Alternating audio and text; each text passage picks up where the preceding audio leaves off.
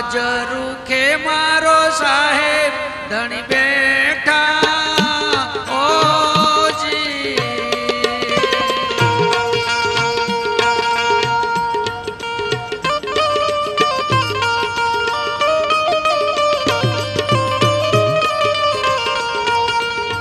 સમાજ રૂખે મારો સાહેબ ધણી બેઠા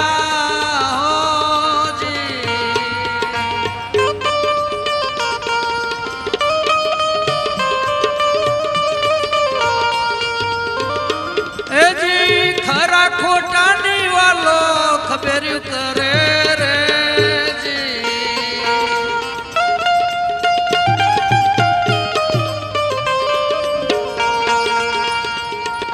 તુંવરો ના પાટવી પીર રામદેવજી બોલ્યા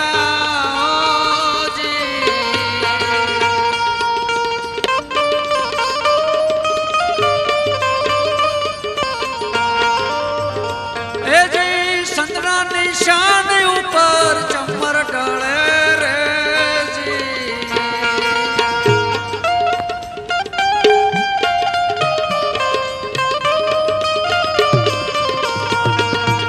આ એક રામદેવજી નો વચન છે.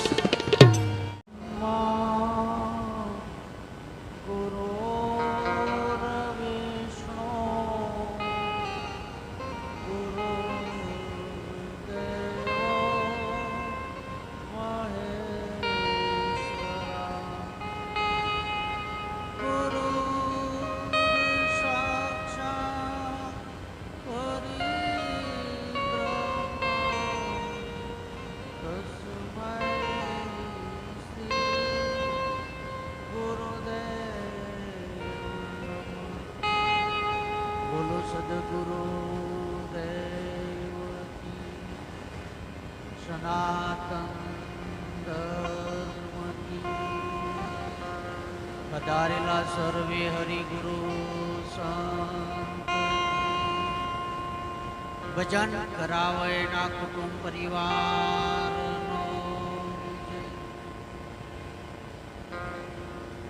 આજના આ મંગલમય એવા પ્રસંગે સતલાસણા ગામની ધર્મધરા અને જેમ ઈશ્વરરામ મહારાજે વાત કરી એમ આમ તો સંતને કોઈ સમાજ જ્ઞાતિ જાતિની લાગતી નથી, પણ એક વ્યવહાર માટે આજે પ્રજાપતિ સમાજના આંગણે આવતીકાલ સવારે જે યજ્ઞનું આયોજન છે અને અત્યારે જે જ્ઞાન યજ્ઞ સંત સમાગમ એવા આ પરિવારને આપણે એકવાર તાળીથી વધાવીએ. હા, મને એવું લાગ્યું કે જય બોલવામાં બધાને થોડી કંજુસાઈ, પણ તાળી તો પડી છે. અમારે ત્યાં કોઈ જય બોલતું નહોતું એટલે પછી અમે આ બાજુ આવ્યા. અહીંયા પણ અમારે એવું જ થયું. આજના આ મંગલ પ્રસંગમાં જે સ્ટેજ ઉપર ઉપસ્થિત છે મહાપુરુષો,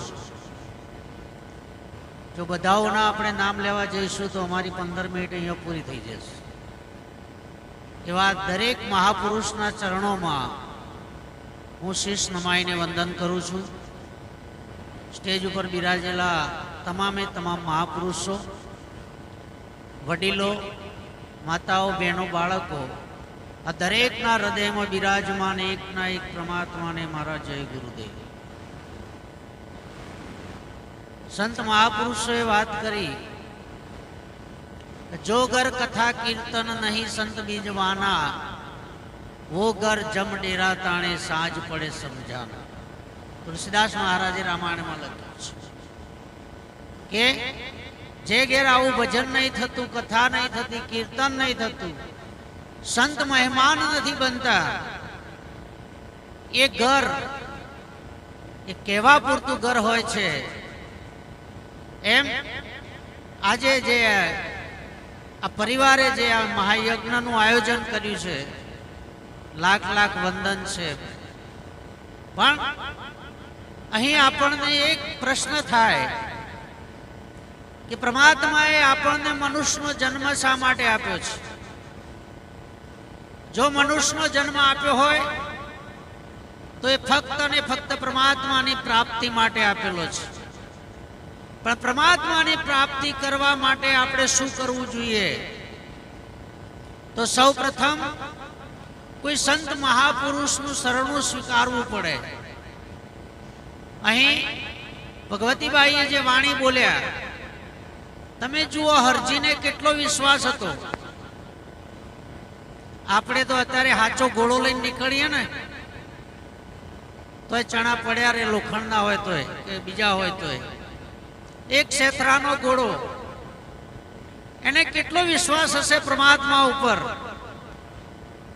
એમ આપણને જો સદગુરુના વચન ઉપર વિશ્વાસ આવી જાય કે મારા સદગુરુએ મને જે વચન આપ્યો છે એ વચનથી આ વિશ્વ ટકી રહ્યું છે. અને એ વચનની જો વાત કરું તો આપણા જ કુળમાં આપણે જેના વંશજો છીએ એવા એક સરિયાબાઈ, જેને ભક્તિના મંડાણ માંડ્યા. સૌ પ્રથમ ભક્તિ એમને ઉત્પન્ન કરી અને ત્યાંથી ઉપજી છે કે ઓમ ગુરુજી શક્તિ આઈ, શક્તિ ક્યાં લાવી, શક્તિએ ગીંડ લાવી. એના પડ્યા બે ભાગ અને પહેલી રચાણી પૃથ્વી, પછી બન્યો છે આપ. આ એ દિવસે આ વચનથી મંડાણા અને એ જ વચન આપણને સદગુરુ આપે છે.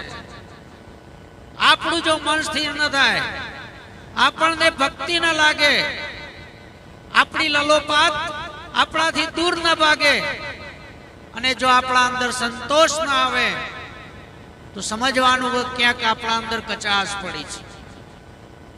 મનુષ્યનું ટાણું મળ્યું છે. હમણાં વાણીમાં ગાયું ને અમારે ગંગારામભાઈ, કેવો મળ્યો છે મનુષ્ય અવતાર. બસ આ અવતારને ઓળખી લો, કોક સમર્થ પુરુષનું શરણું સ્વીકારી લો, એના જોડેથી વચન સ્વીકારી વસ્તુ વરી લો, આપણું જીવન સફળ થઈ જશે. હમણાં સાખી આપણે કહીએ છીએ, સંત મહાપુરુષોએ સાખી વાણી અને સત્સંગ એ ફક્ત ને ફક્ત આપણને સમજવા માટે મૂકેલો છે. કબીર સાહેબ વાણીમાં કહે છે કે બીજા કોઈ મહાપુરુષ પણ વાણીમાં સાખીમાં કહે છે, પણ એ સાખી આપણે સમજતા નથી. એનું કારણ કે સદગુરુએ આપણને ભૂમિકાની દીક્ષા નથી આપી. નહીતર જે મહાપુરુષ જે ભૂમિકા પર બેસીને વાણી કે સાખીની રચના કરી છે એ ભૂમિકા ઉપર જ્યાં સુધી આપણે નહીં જઈએ ત્યાં સુધી આ વસ્તુ આપણને સમજાવી નથી. એટલે શંકર મહારાજ કહે છે કે સદગુરુની જે ભૂમિકા છે ને એ ભૂમિકા ઉપર જવા માટે શું કરવું પડશે? હંસાથ વિના ના મેરું તોડિયા.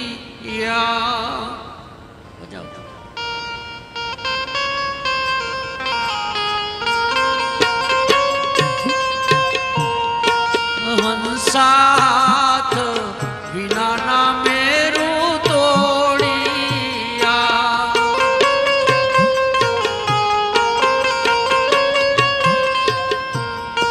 જીવ વિના ત્યો રસ ચખાય, અગમ ઘેરે જઈ ચડી.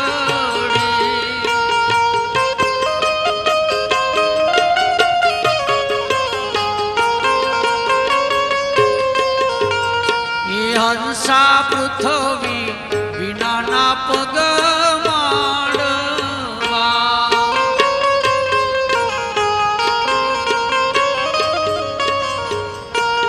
શંકર મહારાજ કહે છે કે આવી એક ભૂમિકા સદગુરુની છે. એ ભૂમિકા ઉપર જવા માટે કોઈ આવા મહાપુરુષ જો આપણને મળી જાય તો એ ભૂમિકાનું દર્શન કરાવી દે. અને એ ભૂમિકાનું જ્યારે દર્શન થશે ત્યારે આપણે જ્યાં જ્યાં નજર કરું બધે જ આપણને પરમાત્માનું દર્શન થશે. પરમાત્મા આપણે જેવો માન્યો છે પરમાત્માને આપણે જેવો મૂર્તિમાં કોતરી દીધો છે, પરમાત્માને આપણે જેવો ફોટામાં મઢી દીધો છે, એવો પરમાત્મા મળવો બહુ મુશ્કેલ છે. પરમાત્મા મળશે પણ સંત મહાપુરુષોનો વચન જો આપણને યાદ રહેતો કે તમે કહો છો કે બ્રહ્મ નિરાકાર છે, તો ગોકુળમાં જન્મ ધારણ કરી આવી ગાય કોને ચરાવી? અરે આ તો દેહમાં પ્રભુ છે, પ્રભુમાં દેહ ઉલટ સુલટ સમજાયો. આ વિચારી જુઓ, દેહ વિના પ્રભુ ક્યાંથી આવ્યો? પરમાત્માને મળવું હશે તો આવો એક દેહ ધારણ કરવો પડશે, અને આ જ દેહની અંદર સદગુરુ આપણને પરમાત્માનું દર્શન કરાવશે. બીજા પરમાત્મા ક્યાંય દેખાયો? અને એટલે આપણે રામદેવ પીર મહારાજે કીધું, આટલી એક લીટી બોલીને વાણીને વિરામ કરું છું. સમાજ રૂખે મારો સાહેબ ધણી બેઠા ઓજી,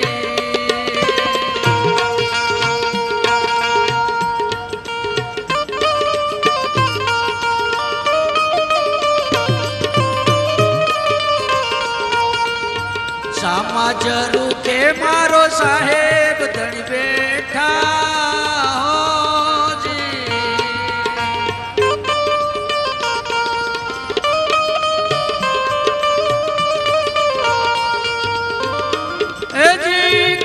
ખોટાની વાલો ખબર્યું કરે રે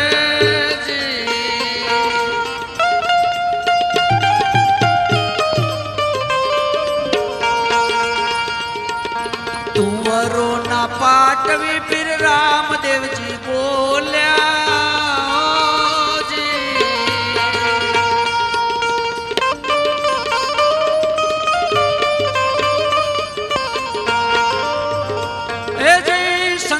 નિશાન ઉપર ચમર ઢળે રે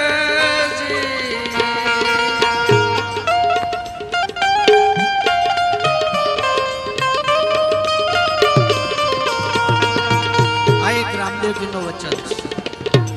મહાપુરુષ કહે છે કે સંતનું એક એવું નિશાન છે, અને નિશાન ઉપર હરદમ ચમર ઢળી રહ્યા છે. પણ એના માટે કોઈક સમૃદ્ધ પુરુષનું શરણું સ્વીકારી સેવા સ્વીકારી લેજો. અને જ્યાં સુધી સેવા અને સુમરણ આપણને સદગુરુ બક્ષિસ નહીં કરે ત્યાં સુધી આપણું જીવન છે એને આ માર્ગ પર લાવવું ઘણું કઠિન છે. માટે સેવા કરી, સમરણ કરી આવા કોઈક સંત મહાપુરુષના શરણામાં જીવન સમર્પિત કરી અને ભક્તિ ઓરી લેજો. આટલું કહી અહીં મારી વાણીને વિરામ. બોલો સદગુરુ દેવ.